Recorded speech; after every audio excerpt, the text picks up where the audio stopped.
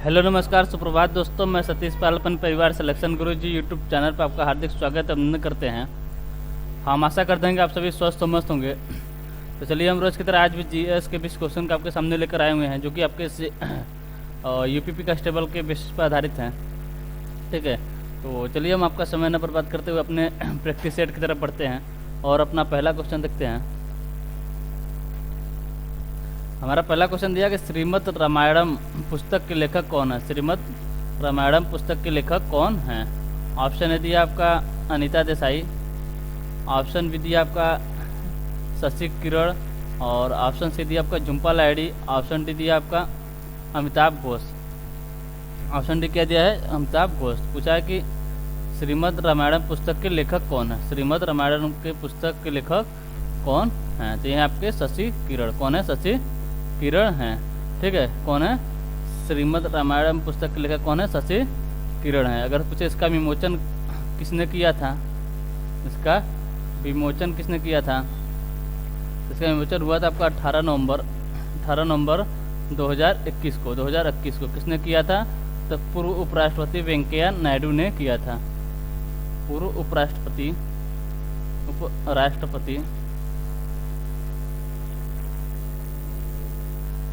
किसने किया था? किए थे आपके पूर्व उपराष्ट्रपति वेंकैया नायडू ने किया था। कहाँ पर किया था? किए थे आपके हैदराबाद में। कहाँ पर? हैदराबाद में इसका विमोचन किए थे। कौन? पूर्व राष्ट्रपति वेंकैया नायडू। ठीक, वर्तमान में अगर से पूछे वर्तमान में राष्ट्रपति कौन है, तो आपके द्रौपदी मुर्मू जी हैं, और उपराष्ट्रपति कौन है, तो आपके जगदीप धनखड़ जी हैं। ठीक, चलिए अगला क्वेश्चन देखते हैं। अगला क्वेश्चन दिया, निम्नलिखित में से किसको भारत राज्य में पहला नागरिक कहा जाता है। निम्नलिखित में से किसको भारत में राज्य का पहला नागरिक कहा जाता है। निम्नलिखित में से किसको भारत में राज्य का पहला नागरिक कहा जाता है। ऑप्शन दिया उच्चतम न्यायालय के मुख्य न्यायाधीश को, ऑप्शन बी दिया आपका गृह मंत्री को, ऑप्शन सी दिया आपका राज्यपाल को, ऑप्शन डी दिया मुख्यमंत्री को। किसकी बात कर रहा है? न कि भारत में बोला राज्य में राज्य का पहला नागरिक कौन होता है। राज्य का पहला नागरिक कौन होता है? तो राज्य का पहला नागरिक की बात करें, राज्य का पहला नागरिक कौन होता है? तो होता है आपका राज्यपाल। यानी ऑप्शन सी हमारा जो है ये सही आंसर होता है। अगर पूछता भारत का पहला नागरिक कौन है, भारत का प्रथम नागरिक कौन होता है, यानी भारत का पहला नागरिक कौन है, तो मतलब कौन होता है भारत का पहला नागरिक, तो होता है आपका राष्ट्रपति। लेकिन पूछा यहाँ पर राज्य का पहला नागरिक। तो राज्य का पहला नागरिक क्या हो जाएगा? आपका राज्यपाल हो जाएगा। कौन हो जाएगा? राज्यपाल। राज्यपाल की बात करें, राज्यपाल जो होता है वो राज्य का कार्यकारी प्रमुख होता है। राज्यपाल जो होता है आपका राज्य का कार्यकारी प्रमुख होता है। ठीक है, चलिए अगला क्वेश्चन देखते हैं। अगला क्वेश्चन दिया, भारतीय संविधान के किस अनुच्छेद में जीवन और व्यक्तिगत स्वतंत्रता के अधिकार का वर्णन किया गया है। भारतीय संविधान के किस अनुच्छेद में जीवन और व्यक्तिगत स्वतंत्रता के अधिकार का वर्णन किया गया है। ऑप्शन ए दिया आपका अनुच्छेद 12, ऑप्शन बी दिया अनुच्छेद 21, ऑप्शन सी दिया अनुच्छेद 22, और ऑप्शन डी दिया आपका अनुच्छेद 20। ऑप्शन डी किया दिया अनुच्छेद 20। किसकी बात कर रहा है? अनुच्छेद में जीवन और व्यक्तिगत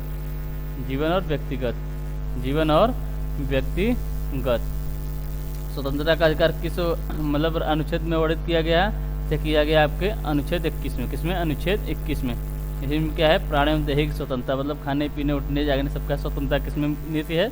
यह सब आपके अनुच्छेद 21 में है। तो क्या है? जीवन और व्यक्तिगत स्वतंत्रता किसमें है? अनुच्छेद 21 में है। ठीक है, यानी ऑप्शन बी हमारा जो है ये सही आंसर होता है। अगर हम अनुच्छेद 12 की बात करें, अनुच्छेद 12 की बात करें, इसमें क्या है? राज्य की परिभाषा है किसके लिए?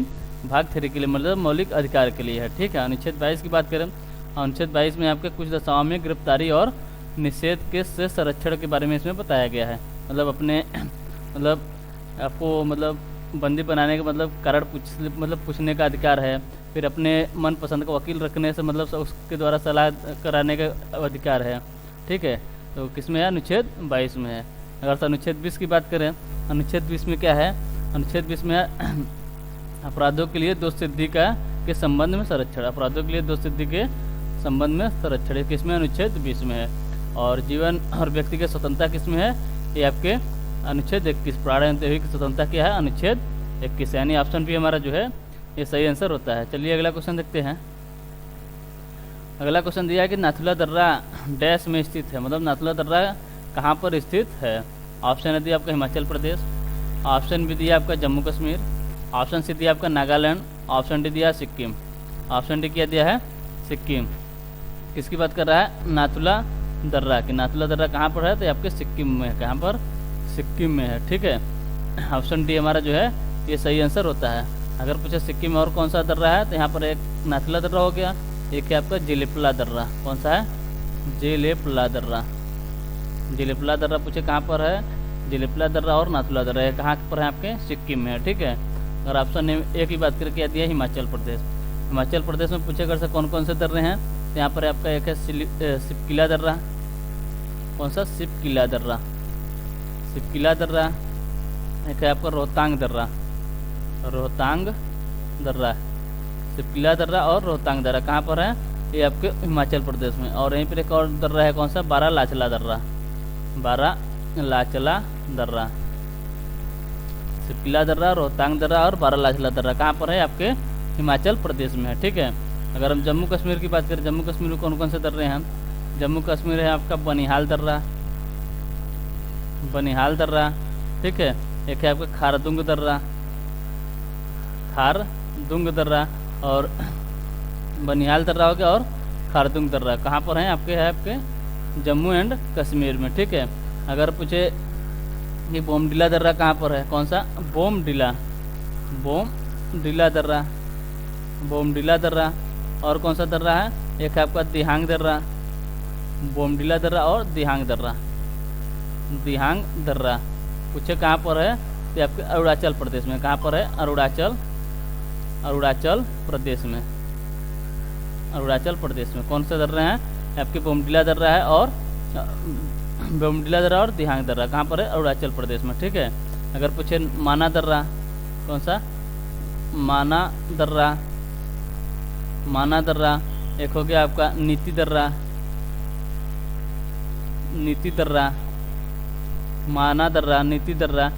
और एक है आपका लिपू लेख दर्रा, लिपू लेख दर्रा, लिपू लेख दर्रा। ये सब कहाँ है, आपके उत्तराखंड में। कहाँ पर है, उत्तराखंड में, ठीक है। एक बार फिर से देख लेते हैं। पूछा था कि नाथुला दर्रा कहाँ पर, नाथुला दर्रा आपके सिक्किम में है। यहीं पर एक और दर्रा कौन सा, जिलेपला दर्रा है, ठीक है। तो पूछे हिमाचल प्रदेश में कौन कौन से दर्रा हैं, तो हिमाचल प्रदेश में आपका सिपकिला दर्रा, रोहतांग दर्रा और बारालाचला दर्रा। कौन कौन से हैं, सिपकिला दर्रा, रोहतांग दर्रा और बारालाचला दर्रा। जम्मू कश्मीर में बनिहाल दर्रा और खारदुंग दर्रा, ठीक है। और अगर से बोमडिला दर्रा और दिहांग दर्रा की बात करें, एक कहाँ पर है, आपके अरुणाचल प्रदेश में है। माना दर्रा, नीति दर्रा और लिपुलेख दर्रा ये कहाँ पर है, आपके उत्तराखंड में है, ठीक। चलिए अगला क्वेश्चन देखते हैं। अगला क्वेश्चन दिया है डैश को लाल रुधिर कणिका का कब्रिस्तान भी कहा जाता है, मतलब किसको लाल रुधिर कणिका का कब्रिस्तान कहा जाता है। ऑप्शन दिया आपका प्लीहा, ऑप्शन भी दिया आपका यकृत, ऑप्शन सी दिया है वृक्क और ऑप्शन डी दिया आपका हृदय। ऑप्शन डी क्या दिया है, हृदय, ठीक है। तो किसको मतलब लाल रुधिर कणिका का कब्रिस्तान कहा जाता है, तो कहा जाता है आपको किसको, प्लीहा को। किसे, प्लीहा को। ऑप्शन बी हमारा, ऑप्शन ए हमारा जो है ये सही आंसर होता है। अगर हम प्लीहा की बात करें तो प्लीहा कहाँ होता है, हमारे पेट के ऊपर लेफ्ट साइड में होता है, पसलियों के नीचे लेफ्ट साइड में आपका प्लीहा मौजूद होता है, ठीक है। अब प्लीहा का कार्य क्या होता है, प्लीहा एक क्या है, निस्पंदक की तरह कार्य करता है, ठीक। जो नष्ट मतलब नष्ट और क्षतिग्रस्त हुए लाल रुधिर कणिकाओं को क्या करता है, निष्कासित करता है। मतलब अगर से लाल रुधिर कणिका की जीवन काल की बात करें, किसकी, आरबीसी की जीवन काल की बात करें, आरबीसी के जीवन काल की बात करें, जीवन काल, आरबीसी की जीवन काल अगर पूछे कितना दिन होता है तो 120 दिन होता है, ठीक है। तो 120 दिन बाद क्या होता है, नष्ट हो जाती है आपकी आरबीसी। तो इसे क्या करता है, इसे निष्कासित करने का कार्य कौन करता है, ये करता है आपका प्लीहा, ठीक है। चलिए अगला क्वेश्चन देखते हैं। अगला क्वेश्चन दिया आपका भाभा परमाणु अनुसंधान केंद्र का पुराना नाम डैश था। भाभा परमाणु अनुसंधान केंद्र का पुराना नाम मतलब क्या था। ऑप्शन दिया आपका परमाणु ऊर्जा संस्थान ट्रॉम्बे, ऑप्शन भी दिया इंदिरा गांधी परमाणु अनुसंधान केंद्र, ऑप्शन सी दिया आपका nuclear power corporation of India limited और ऑप्शन डी दिया आपका भारतीय नाभिकीय विद्युत निगम। भारतीय नाम की विद्युत निगम। ठीक है, तो क्या क्या भाभा परमाणु अनुसंधान केंद्र। अगर पूछे इसकी स्थापना कब हुई थी, तो इसकी स्थापना हुई थी 1954 में। इसकी स्थापना कब हुई थी? 1954 में। किसने की थी? तो डॉक्टर होमी जहांगीर भाभा ने किया था। डॉक्टर होमी जहांगीर भाभा ने इसकी स्थापना कब किए थे? ये किए थे आपके 1954 में। ठीक है, 1954 में। तो पूछा भाभा परमाणु अनुसंधान केंद्र का पुराना नाम क्या है? तो पुराना नाम इसका क्या था? परमाणु ऊर्जा संस्थान ट्राम्बे। परमाणु ऊर्जा संस्थान ट्राम्बे। कहाँ पर किए थे? ट्राम्बे में ही किए थे। इसके लिए इसका नाम भी आपका ट्राम्बे पड़ गया था। यानी ऑप्शन ए हमारा जो है ये सही आंसर होता है। अगर पूछे इसका नाम कब चेंज किया गया था? किया गया था 1996 में। क्यों? 1996 क्योंकि मतलब होमी जहांगीर भाभा की मृत्यु होने के बाद मतलब इसका परमाणु ऊर्जा संस्थान ट्राम्बे का नाम भी उनके नाम पर ही कर दिया गया। क्या? भाभा परमाणु अनुसंधान केंद्र। ठीक है, चलिए अगला क्वेश्चन देखते हैं। अगला क्वेश्चन दिया कि रामायण के अनुसार डैश का दूसरा नाम रत्नाकर था। मतलब किसका दूसरा नाम रत्नाकर था? ऑप्शन ए दिया आपका गौतम, ऑप्शन बी दिया आपका वाल्मीकि, ऑप्शन सी दिया आपका विश्वामित्र और ऑप्शन डी दिया दुविशा। तो रामायण के अनुसार डैश का दूसरा नाम रत्नाकर था। मतलब किसका रत्नाकर नाम था? ये था आपका किसका नाम था? वाल्मीकि जी का। किसका था? वाल्मीकि जी का। यानी ऑप्शन बी हमारा जो है ये सही आंसर होता है। ऑप्शन बी हमारा जो है ये सही आंसर होता है। अगर हम रामायण की बात करें तो रामायण जो है प्राचीन भारत का सबसे महत्वपूर्ण संस्कृत महाकाव्य है। क्या है? रामायण जो है भारत का प्राचीन भारत का सबसे महत्वपूर्ण संस्कृत महाकाव्य है। ठीक है, अगर पूछे इसमें लगभग आपके टोटल 24,000 के हैं श्लोक हैं। 24,000 श्लोक हैं जो कि आपके 7 कांडों में विभाजित है। कितने कांडों में? 7 कांडों में विभाजित हैं। ठीक है, 7 कांडों में आपके विभाजित हैं। ठीक, तो किसका मतलब दूसरा नाम रत्नाकर था? तो था आपके वाल्मीकि जी का। ठीक, चलिए अगला क्वेश्चन देखते हैं। अगला क्वेश्चन दिया कि मई 2022 में भारतीय पुरुष टीम ने पहली बार थॉमस कप बैडमिंटन टूर्नामेंट जीतने के लिए निम्नलिखित में से किस टीम को हराया था? किसकी बात कर रहा है? Thomas cup. कौन सा कप? थॉमस कप है जो कि बैडमिंटन से आपके संबंधित है। इसको जीतने के लिए निम्नलिखित में से किस टीम को हराया था? ऑप्शन ए दिया आपका थाईलैंड, ऑप्शन बी दिया आपका इंडोनेशिया, ऑप्शन सी दिया आपका मलेशिया और ऑप्शन डी दिया आपका सिंगापुर। ऑप्शन डी क्या दिया है? सिंगापुर। तो अगर हम पूछे कि मतलब भारतीय टीम ने थॉमस कप मतलब जीतने के लिए किसको हराया था? तो हराया था आपका इंडोनेशिया को। कितने से? 3-0 से। एक शानदार जीत हुई थी भारत की। कितने से? 3-0 से इंडोनेशिया को हराया था।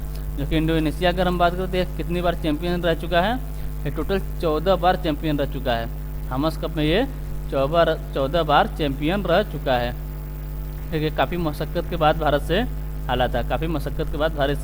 हारा था। जो कि एक शानदार भारत की जीत हुई। 3-0 से भारत जीता था इस मैच को। ठीक है, चलिए अगला क्वेश्चन देखते हैं। अगला क्वेश्चन दिया कि अंतर्राष्ट्रीय बाघ दिवस किस तिथि को मनाया जाता है? अंतर्राष्ट्रीय बाघ दिवस किस तिथि को मनाया जाता है?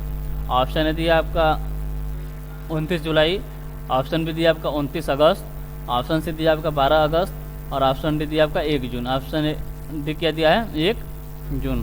तो किसकी बात करें? अंतर्राष्ट्रीय बाघ दिवस किस तिथि को मनाया जाता है? तो मनाया जाता है आपके 29 जुलाई को। अगर पूछे कल तो बाघ प्रोजेक्ट कब आया था? तो आया था आपका मतलब पूछे अगर से बाघ प्रोजेक्ट कब शुरू हुआ? तो शुरू हुआ था आपको 1973 से। 1973 से आपका बाघ प्रोजेक्ट शुरू हुआ था। ठीक है, अगर 29 अगस्त की बात करें, 29 अगस्त को कौन सा दिवस मनाया था? यहाँ मनाया था आपका खेल दिवस। ठीक है, किसके मतलब जन्म दिवस पर? तो आपके हॉकी के जादूगर मेजर ध्यानचंद के। हॉकी के जादूगर कौन? मेजर ध्यानचंद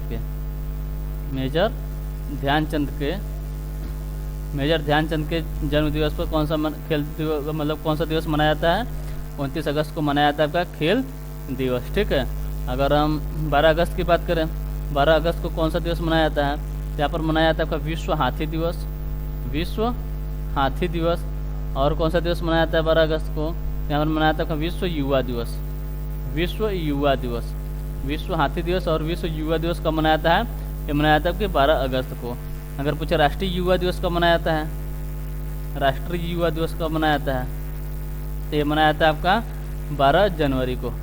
12 जनवरी को कौन सा दिवस मनाया जाता है, राष्ट्रीय युवा दिवस। और 12 अगस्त को विश्व युवा दिवस, और 12 अगस्त को ये आपको मनाया जाता है विश्व हाथी दिवस, ठीक है। और आप ऑप्शन डी दिया आपका 1 जून। 1 जून के अगर पूछे कौन सा दिवस मनाया जाता है, 1 जून को मनाया जाता है आपका विश्व दुग्ध दिवस। विश्व दुग्ध दिवस, विश्व दुग्ध दिवस कब मनाया जाता है, मनाया जाता है आपका 1 जून को। और अगर हम पूछे राष्ट्रीय दुग्ध दिवस कब मनाया जाता है, राष्ट्रीय दुग्ध दिवस, राष्ट्रीय दुग्ध दिवस कब मनाया जाता है, विश्व दुग्ध दिवस तो हो गया आपका 1 जून को। और राष्ट्रीय दुग्ध दिवस की बात करते हैं, मनाया जाता है आपका 26 नवंबर को। कब, 26 नवंबर को। 26 नवंबर को कौन सा दिवस मनाया जाता है, राष्ट्रीय दुग्ध दिवस। और इसी दिन ही मनाया जाता है आपका संविधान दिवस, ठीक। चलिए अगला क्वेश्चन देखते हैं। अगला क्वेश्चन दिया आपका लेटराइट मृदा, लेटराइट मिट्टी में, लेटराइट मिट्टी में किसकी समृद्धता अधिक होती है, किसकी समृद्धता होती है। ऑप्शन ए दिया आपका फास्फोरस, ऑप्शन बी दिया आपका कैल्शियम कार्बोनेट, ऑप्शन सी दिया आपका पोटेशियम, और ऑप्शन डी दिया है आयरन। ऑप्शन डी क्या दिया है, आयरन, ठीक। किस बात का, लेटराइट मिट्टी में, लेटराइट मिट्टी में अगर से पूछे किसकी समृद्धता अधिक होती है, तो होती है आपकी आयरन ऑक्साइड की। किसकी, आयरन ऑक्साइड की। यानी ऑप्शन डी हमारा जो है ये सही आंसर होता है। अगर से आयरन ऑक्साइड की हम बात करें, आयरन ऑक्साइड का Fe2O3 इसका क्या होता है, रासायनिक सूत्र होता है। क्या होता है, रासायनिक सूत्र होता है। कैल्शियम कार्बोनेट की बात करें, CaCO3, कैल्शियम कार्बोनेट, ठीक है। ये कैल्शियम कार्बोनेट का रासायनिक सूत्र होता है। और लेटराइट की बात करें, लेटराइट जो है कि लैटिन शब्द है जिसका अर्थ होता है बाद में, जिसका अर्थ क्या होता है, बाद में, ठीक। चलिए अगला क्वेश्चन देखते हैं। अगला क्वेश्चन दिया आपके, अमेजन नदी का अधिकांश अपवाह किस देश से प्रवाहित होता है। अमेजन नदी का अधिकांश अपवाह किस देश से प्रवाहित होता है। ऑप्शन दिया आपका इक्वाडोर, ऑप्शन बी दिया आपका अर्जेंटीना, ऑप्शन सी दिया कोलंबिया, और ऑप्शन डी दिया है ब्राज़ील। ऑप्शन डी दिया है ब्राज़ील। किसकी बात कर रहा है, ये कर रहा है आपके अमेजन नदी का, अमेजन नदी का। अमेजन नदी की अगर हम बात करें तो अमेजन नदी जो है विश्व की सबसे बड़ी नदी है। क्यों बड़ी नदी क्यों है, क्योंकि ये सबसे अधिक जल लेकर मतलब बहती है, इसलिए ये सबसे बड़ी नदी है। और सबसे लंबी नदी पूछे तो नील नदी हो जाएगी, ठीक है। अगर पूछे अमेजन नदी कहाँ से निकलती है, तो निकलती है आपके पेरू के एंडीज पर्वतमाला से। कहाँ से, पेरू के एंडीज पर्वतमाला से, एंडीज पर्वतमाला से, ठीक है। अगर पूछे किस महाद्वीप में है, तो आपके दक्षिण अमेरिका महाद्वीप में। कहाँ पर, दक्षिण अमेरिका महाद्वीप में, दक्षिण अमेरिका महाद्वीप में है, ठीक है। किस महाद्वीप में है, दक्षिण अमेरिका महाद्वीप में है। विश्व की सबसे बड़ी नदी है और पेरू के एंडीज पर्वतमाला से निकलती है, ठीक है। अब पूछ रहा है कि किस देश से सबसे अधिक अफवाह, मतलब अधिकांश अफवाह किस देश से प्रभावित होता है, सबसे ज़्यादा मतलब किस देश से बहती है, तो बहती है आपके ब्राज़ील से। किस देश से, ब्राज़ील से सबसे अधिक यह बहती है।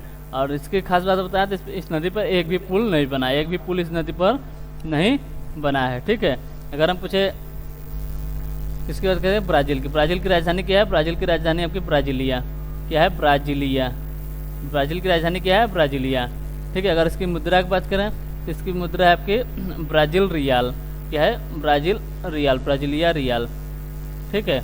और कोलंबिया की राजधानी की बात करें, कोलंबिया की राजधानी क्या है, कोलंबिया की राजधानी आपका बोगोटा, बोगोटा यहाँ की राजधानी है आपकी, कोलंबिया की राजधानी है। और कोलंबिया की मुद्रा की बात करें, कोलंबिया की मुद्रा है कोलंबियाई पेसो, ठीक। क्या, कोलंबियाई पेसो, पेसो, ठीक है। और अर्जेंटीना की बात करें, अर्जेंटीना की राजधानी क्या है, अर्जेंटीना की राजधानी आपकी ब्यूनस आयर्स। क्या है, Buenos Aires, Buenos Aires, Buenos Aires किसकी राजधानी है, आपके अर्जेंटीना की राजधानी, अर्जेंटीना की राजधानी है, ठीक। अगर इक्वाडोर की राजधानी पूछे, इक्वाडोर की राजधानी, तो इक्वाडोर की राजधानी आपका क्यूटो। क्या है, क्यूटो, ये यहाँ की राजधानी आपके क्यूटो, इक्वाडोर की राजधानी है, ठीक। क्वेश्चन था अधिकांश अफवाह कहाँ से बहती है, अमेजन नदी के बहती है आपके ब्राज़ील से। ऑप्शन डी हमारा जो था ये सही आंसर होता है। चलिए अगला क्वेश्चन देखते हैं। अगला क्वेश्चन दिया आपको, निम्नलिखित में से किस लेखक ने 57वां ज्ञानपीठ पुरस्कार जीता है। 57 ज्ञानपीठ पुरस्कार किसने जीता है। ऑप्शन ए दिया आपका दामोदर मोजो, और ऑप्शन बी दिया आपका तपन बंदोपाध्याय, ऑप्शन सी दिया अनुराधा राय, और ऑप्शन डी दिया आपका बद्री नारायण। ऑप्शन डी दिया आपका बद्रीनारायण। तो 57वां ज्ञानपीठ पुरस्कार किसने जीता है? तो जीते हैं आपके दामोदर मोजो। अगर पूछे है कहाँ के, तो हैं आपके गोवा के हैं, ठीक है। 2022 का अगर पूछे ज्ञानपीठ पुरस्कार किन्हें दिया गया है, तो दिया गया दामोदर मोजो को। कोंकणी साहित्यकार हैं, ये कौन है? कोंकणी साहित्यकार हैं। अगर पूछे 56वां ज्ञानपीठ पुरस्कार किसने जीता था, तो ये जीते थे आपके नीलमणि फूकन को 56वां 2021 का ज्ञानपीठ पुरस्कार दिया गया था, ठीक है। चलिए अगला क्वेश्चन देखते हैं। अगला क्वेश्चन दिया आपके 19 मार्च से 4 अप्रैल 2022 तक 19 मार्च से 4 अप्रैल 2022 तक 35वां सूरजकुंड अंतर्राष्ट्रीय शिल्प मेला किस शहर में आयोजित किया गया था? कौन सा 35वां अंतर्राष्ट्रीय सूरजकुंड मेला किस शहर में आयोजित किया गया था? ऑप्शन ए दिया आपका अहमदाबाद, ऑप्शन बी दिया आपका अयोध्या, ऑप्शन सी दिया आपका गुरुग्राम और ऑप्शन डी दिया आपका फरीदाबाद। ऑप्शन डी क्या दिया है? फरीदाबाद। तो जो है आपका सूरजकुंड मेला, कौन सा सूरजकुंड अंतर्राष्ट्रीय शिल्प मेला कहाँ पर हुआ था? हुआ था आपके फरीदाबाद में। नहीं, ऑप्शन डी हमारा जो है ये सही आंसर होता है। अगर पूछे इस मेले के लिए थीम राज्य किसे चुना गया था? चुना गया था आपको जम्मू एंड कश्मीर को। थीम राज्य, अगर थीम स्टेट पूछे कौन सा था, तो था आपका जम्मू कश्मीर, ठीक है। और इस मेले में क्या हुआ? इस मेले में क्या था कि हस्तशिल्प, हथकरघा और भारत की सांस्कृतिक विरासत की समृद्धि और विविधता को प्रदर्शित किया गया था। क्या था? हस्तशिल्प, हथकरघा और भारत की सांस्कृतिक विरासत और समृद्धि विविधता को प्रदर्शित किया गया था। अगर पूछे इसमें कितने देशों ने भाग लिया था, इसमें टोटल 30 देशों ने भाग लिया था। ये हुआ कहाँ था? ये हुआ था आपके फरीदाबाद में। कहाँ पर? फरीदाबाद में, ठीक। चलिए अगला क्वेश्चन देखते हैं। अगला क्वेश्चन दिया वो सत्यमंगलम बाघ अभ्यारण्य कहाँ स्थित है? सत्यमंगलम बाघ अभ्यारण्य कहाँ स्थित है? ऑप्शन ए दिया आपका तमिलनाडु, ऑप्शन बी दिया आपका कर्नाटक, ऑप्शन सी दिया आपका केरल और ऑप्शन डी दिया आपका उड़ीसा। ऑप्शन डी क्या दिया? उड़ीसा।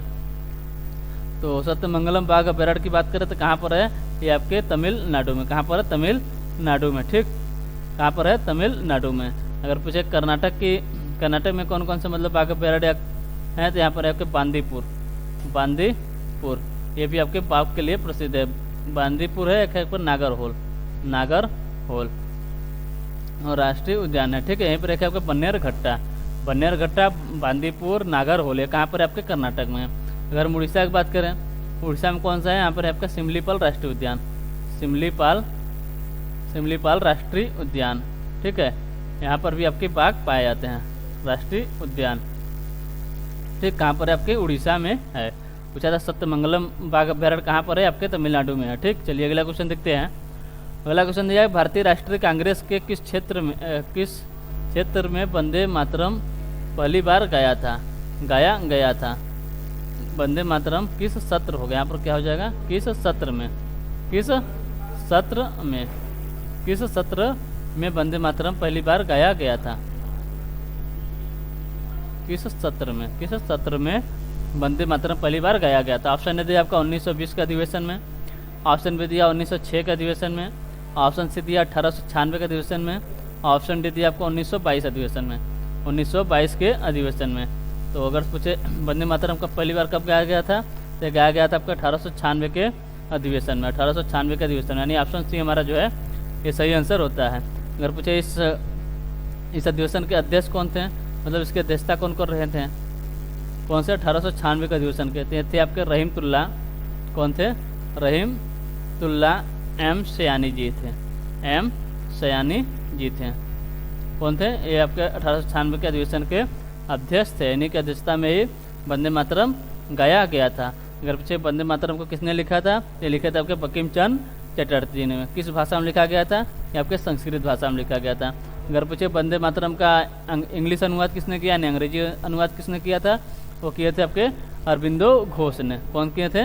अरबिंदो घोष ने वंदे मातरम का अंग्रेजी अनुवाद किया था। अगर पूछे वंदे मातरम को कितने समय में गाया जाता है, तो गाया था आपके 65 सेकेंड में। कितने? 65 सेकेंड में से गाया जाता है, ठीक है।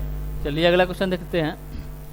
अगला क्वेश्चन दिया, किसी चालक तार में विद्युत आवेशों के प्रवाह की दर को डैश के रूप में जाना जाता है। मतलब किसी चालक तार में विद्युत आवेशों के प्रवाह की दर को मतलब के रूप में जाना था, किसके रूप में जाना जाता है। ऑप्शन दिया आपका विद्युत विभव, ऑप्शन बी दिया आपका विद्युत धारा, ऑप्शन सी दिया आपका विद्युत ऊर्जा और ऑप्शन डी दिया आपका विद्युत शक्ति। तो किसी चालक के तार में विद्युत आवेशों के प्रवाह की दर को क्या कहते हैं, विद्युत धारा कहते हैं, विद्युत धारा कहते हैं। ठीक है, यानी ऑप्शन बी हमारा जो है ये सही आंसर होता है। अगर पूछे विद्युत धारा का एसआई मात्रक क्या होता है, विद्युत धारा का एसआई मात्रक क्या है, तो यह आपका एम्पियर, क्या है, एम्पियर। ठीक, चलिए अगला क्वेश्चन देखते हैं। अगला क्वेश्चन दिया, उत्तर प्रदेश राज्य की राजधानी डैश के किनारे स्थित है। मतलब किस नदी के किनारे स्थित है। उत्तर प्रदेश राज्य की राजधानी किस नदी के किनारे स्थित है। ऑप्शन दिया आपका गोमती नदी, ऑप्शन बी दिया आपका लूनी नदी, ऑप्शन सी दिया आपका यमुना नदी और ऑप्शन डी दिया आपका ताप्ती नदी। ऑप्शन डी क्या दिया है, ताप्ती नदी। तो किसकी बात कर रहा है, लखनऊ, मतलब उत्तर प्रदेश की राजधानी कौन सी क्या है, लखनऊ। इसका मतलब है लखनऊ किस नदी के किनारे स्थित है, लखनऊ किस नदी के किनारे स्थित है। तो किस नदी के किनारे स्थित है, ये आपके गोमती नदी के किनारे स्थित है, गोमती नदी के किनारे स्थित है। यानी ऑप्शन ए हमारा जो है सही आंसर होता है। अगर पूछे गोमती नदी कहाँ से निकलती है, तो निकलती है पीलीभीत से, पीलीभीत के गोमत ताल से निकलती है, पीलीभीत के गोमत ताल से निकलती है। अगर पूछे किस नदी की सहायक नदी है, किस नदी में जाकर मिल जाती है, कि मिल जाती है आपके गंगा नदी में। किसमें, गंगा नदी में। किसमें मिलती है, गंगा नदी में। कहाँ पर मिलती है, ये मिलती है आपके गाजीपुर में। कहाँ पर, गाजीपुर के, कहाँ मिलती है, आपके गाजीपुर के सैदपुर जिले में मिलती है। कहाँ पर, गाजीपुर के सैदपुर गांव में मिलती है, सैदपुर गांव में मिलती है। किससे, गंगा नदी से जाकर मिल जाती है। ठीक है, कौन सी नदी है, गोमती नदी। और गोमती नदी किनारे और कौन सा शहर है, तो गोमती नदी किनारे आपका कौन सा शहर है, जौनपुर। कौन सा, जौनपुर भी आपके किस नदी किनारे है, आपके गोमती नदी किनारे स्थित है। ठीक, चलिए अगला क्वेश्चन देखते हैं। अगला क्वेश्चन दिया है, नर्तकी नटराज किस नृत्य विद्या से संबंधित है। नर्तकी नटराज किस नृत्य विद्या से संबंधित हैं। ऑप्शन ए दिया आपका भरतनाट्यम, ऑप्शन बी दिया आपका मणिपुरी, ऑप्शन सी दिया आपका कथक और ऑप्शन डी दिया सत्रिया नृत्य। ऑप्शन डी क्या दिया है, सत्रिया नृत्य। किसकी बात कर रहा है, नर्तकी नटराज की, नर्तकी नटराज की, नर्तकी नटराज की बात कर रहा है। ये किस नृत्य विद्या से संबंधित हैं, ये संबंधित है आपके किससे, भरतनाट्यम से। किससे, भरतनाट्यम से। यानी ऑप्शन ए हमारा जो है ये सही आंसर होता है। ठीक है, नर्तकी नटराज की बात करें, नर्तकी नटराज जो है भारत में एक प्रसिद्ध भरतनाट्यम नृत्यांगना है। इन्हें 2019 में कौन सा पुरस्कार दिया गया, भारत सरकार द्वारा इन्हें 2019 में पद्म श्री पुरस्कार से सम्मानित किया गया। कब, 2019 में। किसके द्वारा, भारत सरकार के द्वारा। ठीक है, और खास बात बताया कि भारत मतलब वह भारत में पद्मश्री से सम्मानित होने लगी। क्या, पद्मश्री से सम्मानित होने वाली पहली ट्रांसजेंडर महिला है। कौन, नर्तकी नटराज। ठीक है, भारत में पद्मश्री से सम्मानित होने वाली, किससे, पद्मश्री से सम्मानित होने वाली पहली क्या है, ट्रांसजेंडर महिला है, ट्रांसजेंडर महिला है। ठीक है, ट्रांसजेंडर महिला है। ठीक, भारत में पद्मश्री पाने वाली पहली ट्रांसजेंडर महिला पूछे कौन है, तो आपकी नर्तकी नटराज है, जो कि आपके किससे संबंधित है, भरतनाट्यम से संबंधित है। ठीक है, ये भरतनाट्यम की प्रसिद्ध नृत्यांगना है, जिसके लिए इन्हें किस पुरस्कार से सम्मानित किया गया, पद्मश्री पुरस्कार से सम्मानित किया गया। और इसके बाद आपकी बात करें तो 2011 में, कब, 2011 में इन्हें संगीत नाटक अकादमी पुरस्कार भी दिया गया था। संगीत नाटक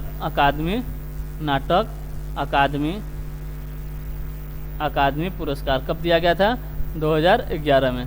2011 में से कौन सा पुरस्कार दिया गया, संगीत नाटक अकादमी पुरस्कार दिया गया था। ठीक है, अगर ये कौन है, पहली पद्मश्री पाने वाली पहली ट्रांसजेंडर महिला जो कि आपके भरतनाट्यम से संबंधित है। अगर पूछे भारत की पहली ट्रांसजेंडर महिला वकील कौन है, ट्रांसजेंडर वकील कौन है, तो आपके सत्यश्री शर्मिला, सत्यश्री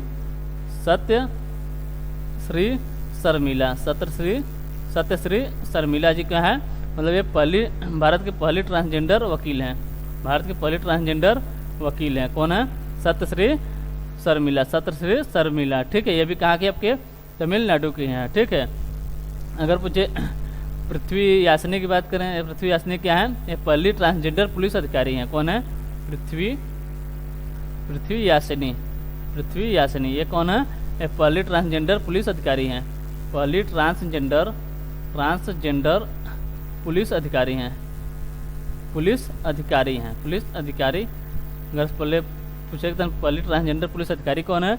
ये आपके पृथ्वी यासनी है।